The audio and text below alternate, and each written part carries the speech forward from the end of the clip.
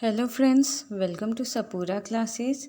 आज हम एक बहुत ही इंटरेस्टिंग नोवेल पढ़ने जा रहे हैं जिसे कि जैन ऑस्टन ने लिखा है। तो पहले मैं आपको बहुत ही ब्रीफली जैन ऑस्टन के बारे में बता देती हूँ। जैन ऑस्टन रोमांटिक लिटरेचर की बहुत ही फेमस, बहुत ही इम्पॉर्टेंट नोवेलिस्ट हैं। जब भी हम रोमांटिक पीरियड की नोवेल का बात करते हैं तो सबसे पहला जो नाम आता है वो जेन ऑस्टन का है। वैसे स्कॉट और अदर नोवेलिस्ट भी हैं जो कि काफ़ी फेमस हैं, लेकिन जेन ऑस्टन का नोवेल बहुत ही इंटरेस्टिंग और बहुत ही फेमस होता था। ये उस समय की इंग्लिश सोसाइटी के बारे में लिखती थी, वीमेन के बारे में लिखती थी। इनका डोमेस्टिक नोवेल बहुत ही फेमस रहा है। यदि हम जैन ऑस्टन्स के नोवेल के कुछ इम्पॉर्टेंट थीम्स के बारे में बात करें तो मैरिज इनके नोवेल का एक इम्पॉर्टेंट थीम है। इनके मोस्ट ऑफ द नोवेल्स में लव एंड मैरिज थीम्स होते थे। इनके नोवेल में उस समय की सोसाइटी और वीमेन की कंडीशन को बहुत ही बेहतरीन ढंग से दिखलाया गया है। ये तो हुआ जैन ऑस्टन के बारे में। तो चलिए अब उनकी बहुत ही फेमस, बहुत ही popular novel pride and prejudice को समझते हैं। इस नोवेल में कैरेक्टर्स बहुत अधिक हैं, तो मैं सारे मेजर और इम्पॉर्टेंट कैरेक्टर को पहले इंट्रोड्यूस कर दूंगी और फिर बाकी सारे कैरेक्टर को हम स्टोरी के साथ ही समझते जाएंगे। तो जो पहली फैमिली है वो फैमिली है मिस्टर बेनेट की। मिस्टर एंड मिसेस बेनेट, उनकी 5 बेटियां हैं, Jane, Elizabeth, Mary, Catherine and Lydia. जो ये कैथरीन है उसे नोवेल में बहुत बार किटी कहा गया है और एलिजाबेथ को लिजी कहा गया है। यदि हम मेजर कैरेक्टर की बात करें तो एलिजाबेथ बेनेट और डार्सी और जेन बेनेट और बिंगले ये मेजर कैरेक्टर में आते हैं। और यदि हम प्रोटैगनिस्ट की बात करें तो एलिजाबेथ बेनेट और फिट्ज विलियम डार्सी ये दोनों ही प्रोटैगनिस्ट हैं इस नोवेल के। मतलब कि जो एलिजाबेथ बेनेट है वो नायिका है और जो फिट्ज विलियम डार्सी है वो नायक है। और मैं डार्सी को हर बार सिर्फ डार्सी ही बोलूँगी और चार्ल्स बिंगले को सिर्फ बिंगले बोलूँगी। तो ये पहली फैमिली है। दूसरी फैमिली की बात करें तो वो चार्ल्स बिंगले की है। जो बिंगले है उसकी बहन का नाम कैरोलिन बिंगले है और जो डार्सी है उसकी बहन का नाम जॉर्जियाना डार्सी है। इस नोवेल में मिस्टर कोलिंस, जो कि मिस्टर बेनेट के दूर के कज़न हैं, चार्लोट ल्यूकस, जो कि एलिजाबेथ की फ्रेंड है, Mr and Mrs Gardiner and George Wickham का भी इम्पॉर्टेंट रोल है। और उनका क्या रोल है ये मैं स्टोरी बताने के दौरान बताऊंगी। साथ ही साथ लिडिया बेनेट ये भी इम्पॉर्टेंट है, इसे भी याद रखिएगा। तो चलिए अब नोवेल पढ़ते हैं। नोवेल की शुरुआत होती है और स्टार्टिंग में मिस्टर एंड मिसेस बेनेट बात कर रहे होते हैं। जो मिसेस बेनेट है उसका चीफ वर्क, उसका जो मेन काम है, उद्देश्य है, वो ये है कि वो अपनी बेटियों का अच्छे और अमीर घर में शादी कर दें। वो हमेशा अपनी बेटियों के लिए सूटेबल हस्बैंड के सर्च में रहती है। अब वो सुनती है नीदरफील्ड पार्क, ये एक बहुत ही ग्रेट हाउस है जो कि नेबर में है। उस हाउस में, उस नीदरफील्ड में रहने के लिए लंदन की बहुत ही जेंटलमैन और बहुत ही फेमस मिस्टर बिंगली आए हैं। और वो ये सुनकर, ये जानकर और भी खुश होती है कि जो मिस्टर बिंगले हैं वो अभी बैचलर हैं, मतलब कि वो अभी शादीशुदा नहीं हैं। ये जानकर जो मिसेस बेनेट है वो सोचती है कि क्यों ना मैं अपने 5 बेटियों में से किसी भी एक की शादी मिस्टर बिंगले से कर दूं। तो अभी तक जो मिस्टर बिंगले हैं उनके बारे में सिर्फ बातें हो रही हैं। बिंगले पहली बार पब्लिक अपीयरेंस में नोवेल में तब आते हैं जब पार्टी होती है और उनके साथ वहाँ पर उनकी 2 सिस्टर्स होती हैं। जिस बिंगले की जो 2 बहनें हैं उनमें से एक मैरिड है और एक अनमैरिड। और साथ ही इस पार्टी में मिस्टर डार्सी आते हैं जो कि बिंगले के फ्रेंड है। अब इस पार्टी में मिस्टर बिंगले और उनकी फैमिली आई हैं। साथ ही साथ इस पार्टी में मिस्टर बेनेट और उनकी फैमिली भी आई हैं।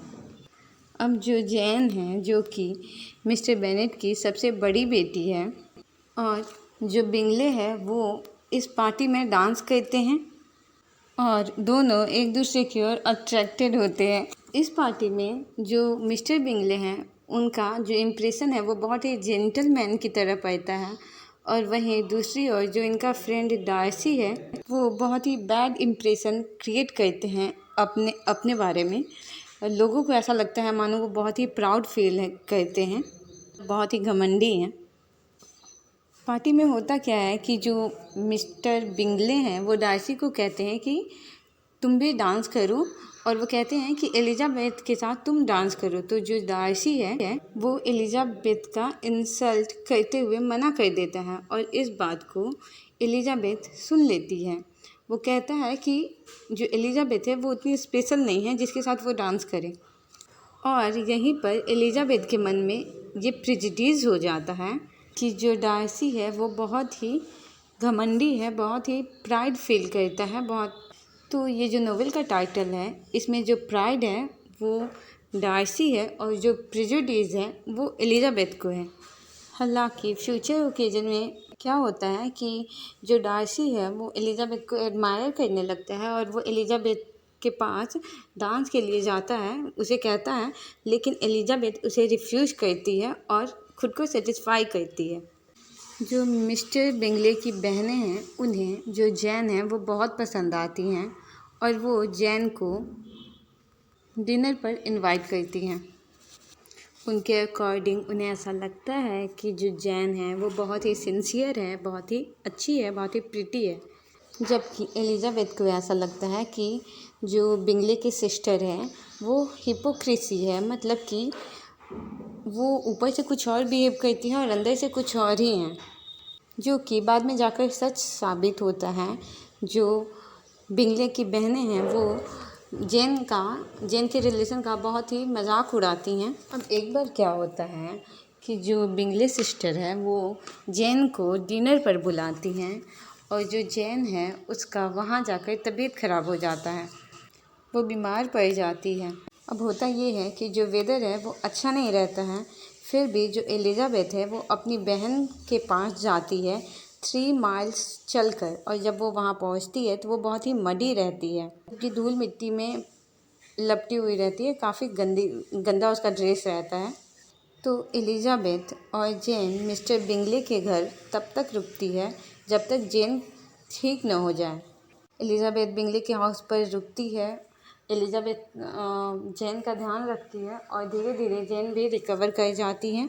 अब जो मिस कैरोलिन बिंगले हैं उसे एलिजाबेथ को देखकर जेलसी होता है। जो मिस कैरोलिन बिंगले हैं उसे एलिजाबेथ से इसलिए जेलसी होता है क्योंकि कैरोलिन डार्सी से शादी करना चाहती हैं, और वो इस बात को नोटिस करती हैं कि जो बिंगले के हाउस पे डार्सी है वो एलिजाबेथ को इनफ अटेंशन देता है, और वो इस बात से भी बहुत ही अवेयर है कि डार्सी धीरे धीरे एलिजाबेथ को एडमायर करने लगा है, उसे लाइक करने लगा है। जो कैरोलिन बिंगले है वो डार्सी का एलिजाबेथ की तरफ अट्रैक्शन देख करके उसे जलन होता है। जब जैन और एलिजाबेथ बिंगले के घर पे थी उस बीच एलिजाबेथ और डार्सी के बीच और जेन और बिंगले के बीच लाइकनेस हो गया था एक दूसरे के लिए, मतलब कि वो एक दूसरे को पसंद करने लगे थे।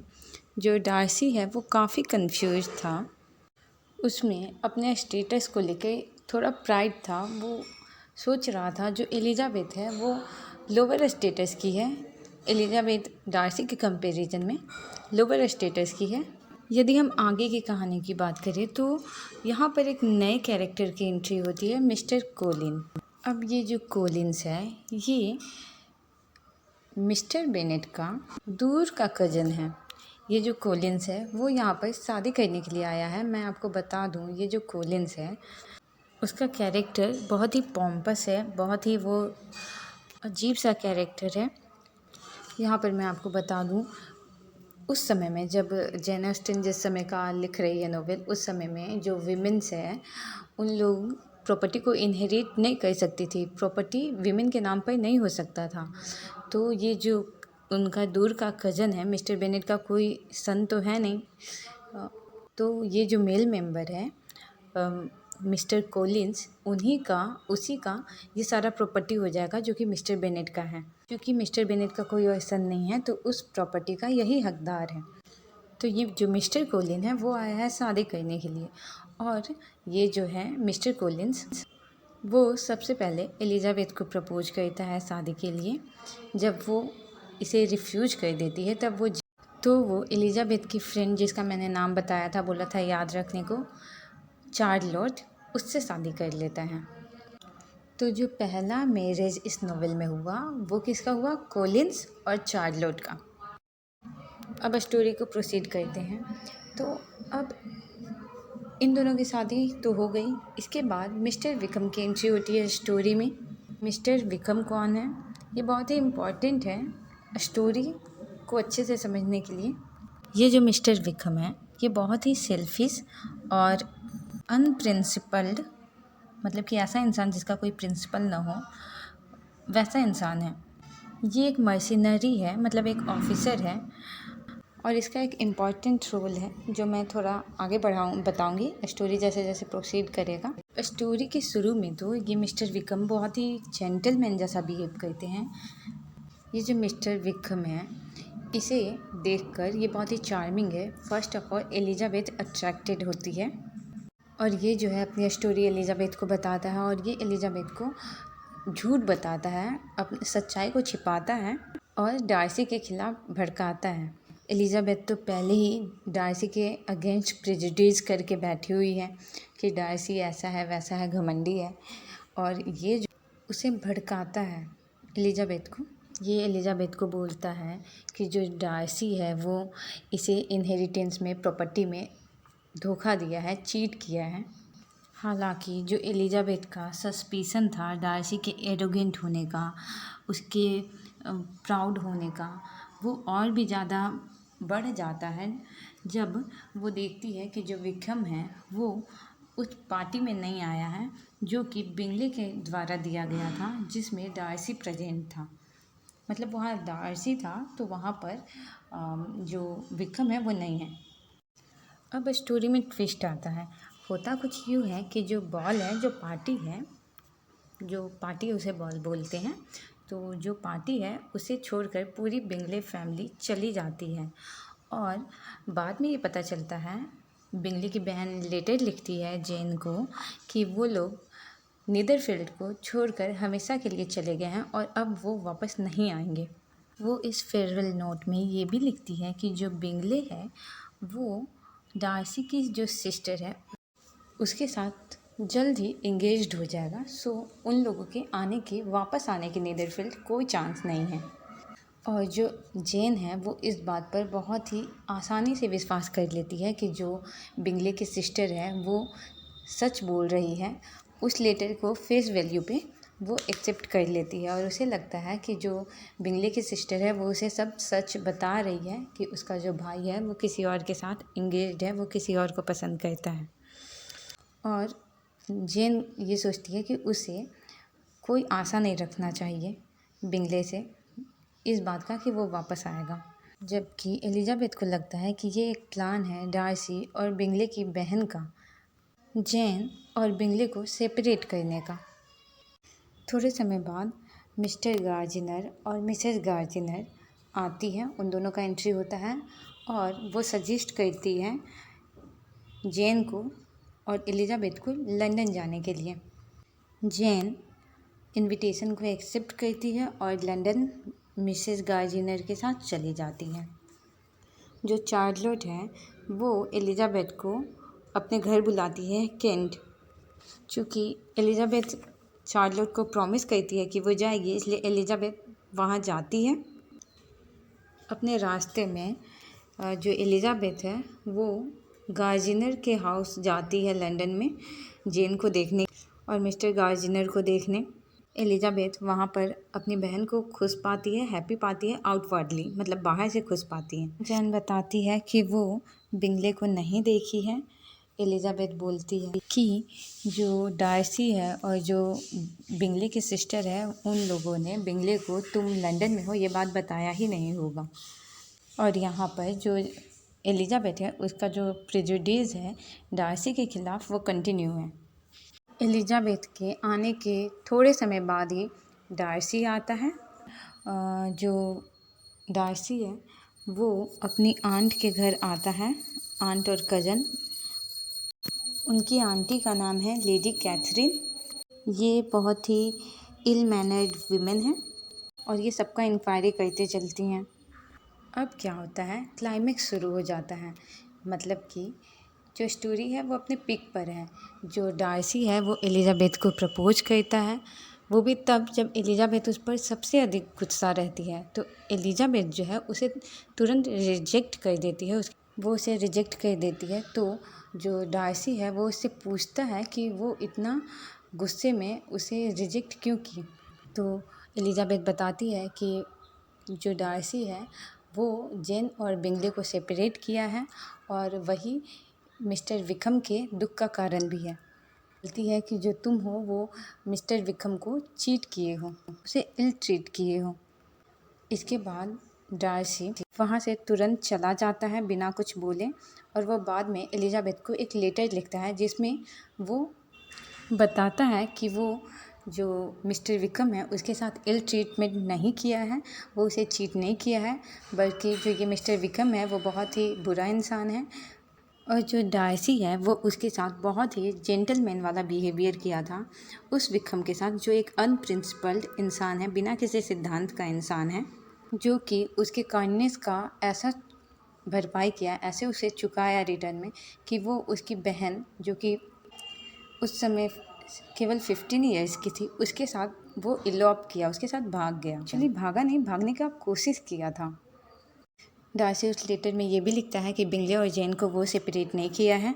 एलिजाबेथ को तो पहले गुस्सा आता है उसके टोन पे, राइटिंग के टोन पे, लेकिन इसके बाद उसे पढ़ने के बाद, उन सारे रीजन को जानने के बाद, जो एलिजाबेथ का प्रेजुडिस था डार्सी को लेके वो कम हो गया, वो वीक हो गया, कमज़ोर हो गया। इसके बाद जो लीडिया है जो कि यंगेस्ट डॉटर है मिस्टर बेनेट की, मतलब कि एलिजाबेथ की छोटी बहन है, वो ब्राइटन जाती है और जो एलिजाबेथ है उसे गार्जिनर अपने साथ टूर पर ले जाते हैं डर्बीशायर में।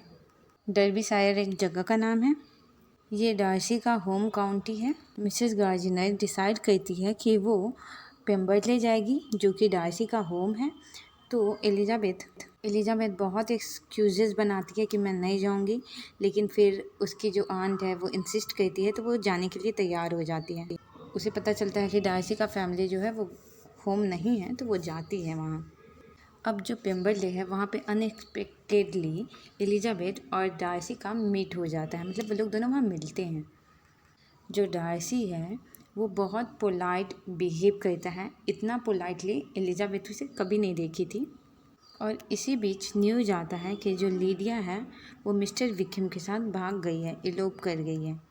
एलिजाबेथ डार्सी को बताती है कि क्या हुआ और वो एलिजाबेथ और गार्जिनर घर के लिए चले जाते हैं वहाँ से। वो लोग बहुत दिन तक लीडिया और विक्रम को ढूंढते हैं। फाइनली वो लोग मिल जाते हैं, लेकिन जो विक्रम है वो शादी करने के लिए तैयार नहीं रहता है, वो इस मैरिज के लिए रेडी नहीं रहता है। वो बोलता है कि वो तभी शादी करेगा जब उसे कुछ पेड मनी मिलेगा, लेकिन बाद में वो शादी के लिए तैयार हो जाता है। सबको लगता है कि ये गार्जिनर ने किया है, लेकिन नहीं, ये एक्चुअली डार्सी ने किया है। डार्सी उसे पैसा देता है और विक्रम को शादी के लिए रेडी करता है। इसके बाद लीडिया और विक्रम चले जाते हैं और बिंगले नीदरफील्ड वापस आता है डार्सी के साथ। अब एलिजाबेथ का जो लाइकनेस है डार्सी के लिए वो और अधिक बढ़ गया है और बिंगले और जेन स्टिल एक दूसरे को लाइक करते हैं, पसंद करते हैं। Actually they love each other और वो एक दूसरे के साथ इंगेज्ड हो जाते हैं। अब क्या होता है कि जो लेडी कैथरीन थी वो आती है और एलिजाबेथ को बोलती है कि यदि डार्सी तुम्हें प्रपोज करे तुम उसे एक्सेप्ट नहीं करना। लेकिन एलिजाबेथ लेडी कैथरीन को ऐसा करने से मना कर देती है, वो उनकी बातों को नहीं सुनती है। और जो डार्सी है और जो एलिजाबेथ है वो at the end of the novel engaged हो जाते हैं। डार्सी का प्राइड है वो हम्बल्ड हो जाता है और जो एलिजाबेथ का प्रेजुडिस है वो डिजॉल्व हो जाता है, ख़त्म हो जाता है। और यहाँ पर ये नोवेल एंड हो जाता है।